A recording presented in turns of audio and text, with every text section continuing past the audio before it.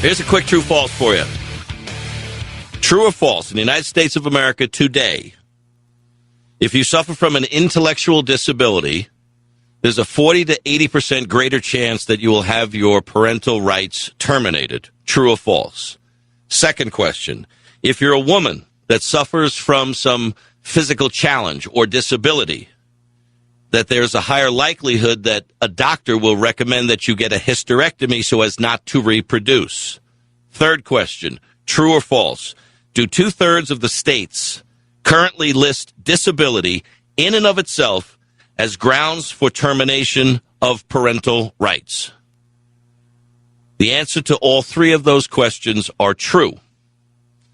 Known no better than by our guest Robyn Powell, who's an attorney for the National Council on Disability and the author of Rocking the Cradle, Ensuring the Rights of Parents with Disabilities and Their Children. Ms. Powell, welcome. Well, thank you very much for having me today. I've been following this for quite some time, and just as a precursor, Ms. Powell, I was the president of the East and Seal Society, Board of Trustees of Children's Hospital, Board of Directors of Multiple Sclerosis, et cetera. This is something that I've been working with and have been involved with since about 1982, if I get my dates correctly. And as I read through these stories, in particular this story about this teenage girl that died after she was ripped away from her mom, who herself was disabled, only to die 12 hours later without medication, suffering from dehydration and having a heart attack. You read these and you go, this can't be happening in America today, but yet sadly it is. You're right, and it's shocking and it's tragic that this is continuing to happen. As you mentioned, 2/3 of state child welfare laws list disability in and of itself as grounds for termination of parental rights. But even in states that don't list that, disability is always included when considering the best interest of the child. And courts typically have a bias against disability and assume that if a parent has a disability, they are unfit to care for their child. And so we are seeing these tragic stories, such as in the case of the Frere family in Florida recently. So we need to do more. That's what prompted the National Council on Disabilities to issue this report. Where does it had to start somewhere. I mean, somebody had to have the really bad idea that a parent who's suffering from a physical or an emotional challenge is not up to the task of being a, quote, fit parent. Who decided to break the seal on this to the point now that we have 2/3 of the states that have gone down that wacky road? I'm not sure exactly who thought it was, but I do think that we can look back to the early 1900s and the eugenics movement and how we were sterilizing people with disabilities in the 1920s. Up to the 1970s, it was very common practice to sterilize people with disabilities. And even now, we have more than 10 states in the United States that still allow courts to decide a person with a disability can be sterilized. So I think there's always been this bias towards people with disabilities not being able to reproduce. They shouldn't reproduce. They shouldn't raise families. And this has resulted in these dependency statutes as well as family law. People with disabilities are experiencing discrimination if they want to adopt children or if they want to even access reproductive health care. Wow. Now, you've been the recipient of this whole notion of sterilization. I mean, to me, this is just, it's beyond barbaric. It doesn't seem to be plausible, but yet you yourself suffer from a debilitating or a disabling condition. It affects your muscles, your joints, and you have limited mobility, but that's not to say that there aren't ways for you to figure out a way to get along and to have a highly productive and fulfilling life. But you go to doctors or others in the healthcare industry that say, you, Robyn Powell, an attorney,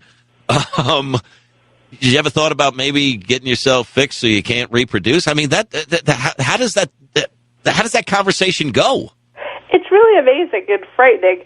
Anytime I go for my reproductive health care or even physicals, the issue of, you're 31, maybe you should consider having a hysterectomy. There's just this assumption that I'm not going to want to reproduce. I have no use for my reproductive organs because I'm not going to reproduce. And the minute I tell the healthcare providers, I'm planning on becoming a parent someday, I'd like to, they are just shocked. And this has been happening since my adolescence. I've been offered a hysterectomy more times than I can count, and it's really disheartening. I can't imagine. I'm laughing just out of the uncomfortableness, Ms. Powell. I mean, I just can't imagine the doctor. Is this something that is that's taught in medical school, or is this just something that is unfortunately a consequence of those barbaric ideas from the early 1900s that just hasn't yet worked its way out of the system?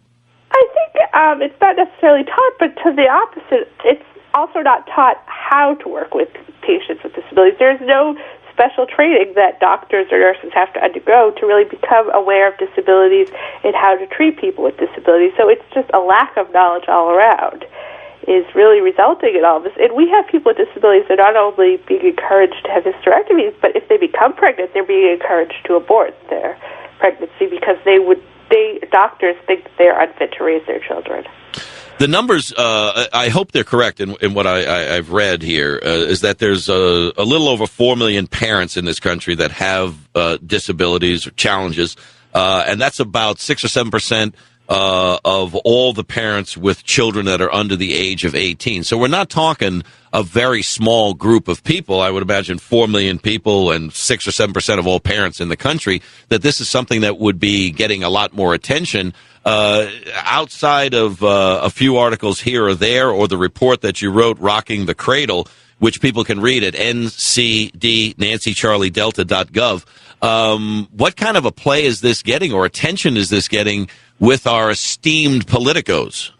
Well, it's actually starting to gain some traction. We released the report at the end of September, actually, and it's really gained media attention in the last few weeks, which we're thrilled to see. We've started to work with folks on the Hill, but again, this is a really slow process, and because of the elections, things certainly were slowed down.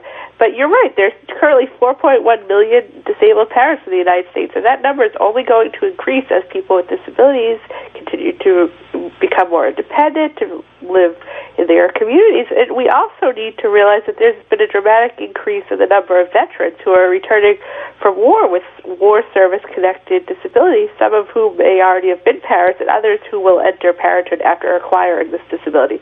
This number is only going to increase, and we really need to be looking at ways to ensure the rights of these families, and also we need to shift the presumption so that we assume these families are capable, they are fit, and if they need supports, we support them. We don't tear them apart. We don't rip these children away from their parents, because as we saw in the story of Marie Frere and Doris Frere, this often can end very tragically. Doris Frere, the mom, Marie, the daughter, watching over the daughter for, I believe it was 14 years. In fact, got a letter from Hillsborough Circuit Judge Corvo that congratulated her for caring for her daughter alone for 14 years. The daughter was ripped away by state health care officials who said the mom wasn't competent enough to take care of the child, put into a hospital, put then subsequently into a home, a facility, and 12 hours later, because she didn't have medication, she wasn't hydrated, she went into cardiac arrest and died. And then I read the report about how an aide went into the home and said that this mom was not capable of caring for her daughter. The aide subsequently was discredited. And then this goes into the bureaucracy. The kid's dead. And they now say, well, it was bungled by bureaucracy. Is anybody going to be called to the carpet for this one? Is anybody going to be fired? Is the hospital or the nursing home or the facility going to lose their license? Or is it just going to be chalked up as, well, another bureaucracy statistic? Well, I think this has an interesting intersection to another report that we released in October, which was the deinstitutionalization unfinished business. And that was both a online toolkit and companion paper that provided advocates and policymakers with the tools they need to facilitate closures of state-run institutions while also meeting the needs of people with disabilities. So the National Council on Disability is really urging state institutions to be shut down because we know that it's cheaper to treat people in the community and it's better overall for quality of life. And so unfortunately, this tragic story shows the real need to move these folks out of institutions. Rather, right. People are better off in their homes. And so, while I'm not sure what will happen in this situation, I think it really is a wake-up call. Florida and the rest of the nation would be wise to really pay attention to this And another tragic part of this, Ms. Powell, is that the state healthcare officials, in an assessment of the situation that the daughter Marie was in, said that she's going to need some help in raising her daughter, even though she had done it for 14 years and the judge commended her for doing so. They refused to pay for in-home care, which would have cost less than the cost of institutionalizing the daughter they did, and she died in the institution. And they're saying, well, it was for a lack of interagency communication, or someone seemed to override or ignore the court's recommendation. And this was, again, something where there just doesn't seem to be communication from the left and the right or the whoever to just say, this isn't a cookie-cutter world that we live in. It's not one size fits all, that we do have to have some flexibility, but more importantly, we have to have accountability.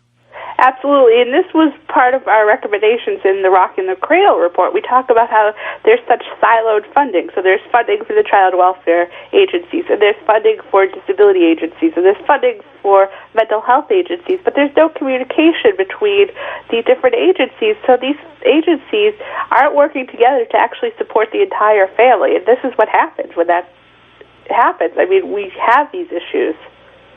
Robyn Powell is with us, attorney for the National Council on Disability. The report is Rocking the Cradle, Ensuring the Rights of Parents with Disability and Their Children, ncd.gov. You can get the report there, nancycharliedelta.gov. You want to be? How many kids do you want to have one day, Ms. Powell? I'd like to have two, I think. Two? Ideally a boy and a girl, but I think everyone says that.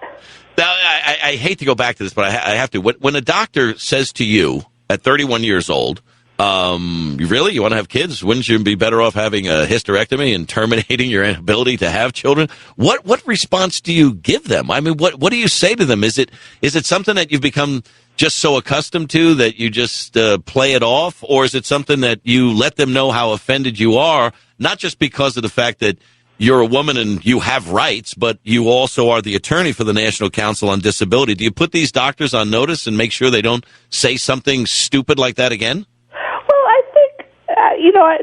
My doctors all know I am an attorney, so I think they're more aware. But I mean, this has been happening my whole life. So as a teenager, I didn't know my rights at all. I certainly just blew it off, I'm sure. As I've gotten older, I've become much more of an advocate for myself. It's been able to vocalize the issues with that type of a statement, and the fact that I am going to have children. I have no doubt that I'd be a great parent, and I'm not going to let a healthcare professional take that away from me. And as long as we have the scooter store, right? We have we see the commercials all the time, all day long, about that cane that people use that has like the three things on the end so that you have extra stability.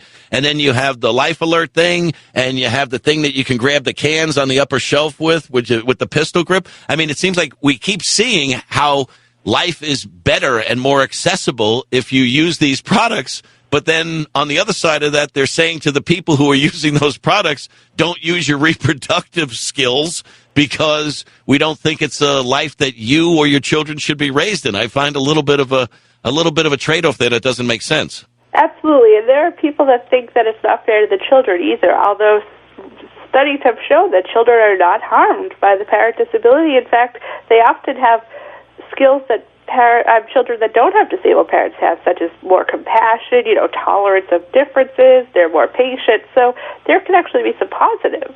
Yeah, and they even discourage you with regard to adoption. And everybody thinks adoption is like what I went through. You get thrown in an orphanage, and within 6 months, someone comes and picks up the somewhat chubby, bounding baby boy, and they take him home, and you all live happily ever after. But a lot of these puppies, that's what I referred to myself when I was a kid. They went to the puppy mill and they got a puppy. But a lot of puppies grow up, and a lot of these puppies become 10, 12, 14, 15, 16-year-old kids that do have a certain number of issues that need to be dealt with. They're not as cute anymore as puppies, and they are harder to adopt out, and they end up being kicked around in the foster system. And if there's a gay couple that wants to, God forbid, a gay couple wants to adopt one of these kids, give them a home, educate them, love them, send them out on their way, someone like you who wants to adopt, there are people that are thinking, no, that's not right. Well, we don't live in an Ozzie and Harriet world anymore. It's a much different world, and thankfully there are people that look beyond their physical challenges like you do and open your heart to the possibility of, some would say, complicating your life by adopting a child and bringing it into your home. Absolutely. And with adoption, interestingly, Virginia passed a law last year that lists a variety of different groups from not being able to adopt, including gay and lesbian couples, but also people with disabilities. So they are discriminating. In 2011, they passed this law. So this is very current that these types of things are happening. It's a great report. It's a great read. It's tough, folks. It is a rough read, and I want you to read a story about teen dies after disabled mom loses custody. There's also an article about disabled parents losing custody of children more so than not. And Robyn Powell, the attorney who wrote the report, Rocking the Cradle, Ensuring the Rights of Parents with Disabilities and Their Children. You can get it at the National Council on Disability website. That website is ncd.gov. Keep fighting, Ms. Powell. I know you will. Thank you very much.